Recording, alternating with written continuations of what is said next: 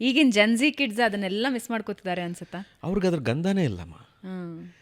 ನಾವು ಮನೇಲಿ ಪೂಜೆ ಎಲ್ಲ ಮಾಡಿದಾಗ ಕಸಿನ್ಸ್ ಎಲ್ಲ ಬಂದಾಗ ಯಾರು ಬರ್ತಾರೆ, ಯಾರು ಬಂದಾಗ ಅವ್ರು ಬರ್ತಿದ್ದಾರೆ, ಇವ್ರು ಬರ್ತಿದ್ದಾರೆ ಅಂದರೆ ಹೂಸ್ ದ್ಯಾಟ್, ಇವರು ಓ ಓಕೆ ಓಕೆ. ನಮಗೆ ಹಂಗಲ್ಲ, ಅವ್ರು ಬರ್ತಾರೆ ಅಂದ್ರೇ ಒಂದು ಸಂಭ್ರಮ.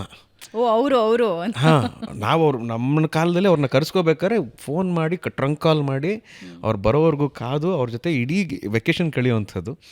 ಇವಾಗ ಅದು ಇಟ್ಸ್ ಅ ಲಿಟಲ್ ಡಿಫ್ರೆಂಟ್ ಅಷ್ಟೇ, and inevitable, we can't avoid it also.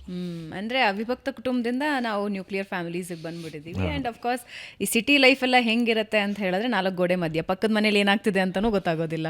ಹಾಗಾಗಿ ಮಕ್ಕಳು ಎಲ್ಲಿ ಬೆರೆಯೋದು? ಅವ್ರು ಬೆರೆಯೋದಾದರೆ ಅವ್ರ ಸ್ಕೂಲ್ ಫ್ರೆಂಡ್ಸ್ ಜೊತೆ ಬೆರೀತಾರೆ, ವಾಪಸ್ ಬಂದು ಬೆರೆಯೋದು ಟಿ ವಿ ಜೊತೆ.